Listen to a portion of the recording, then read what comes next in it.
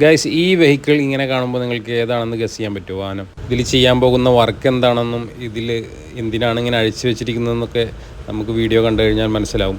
ഇപ്പോൾ ഏകദേശം വാഹനം ഏതാണെന്ന് നിങ്ങൾക്ക് പിടികിട്ടി കാണും വണ്ടിയുടെ ഒരു സൈഡ് പ്രൊഫൈലൊക്കെ കണ്ടപ്പോൾ.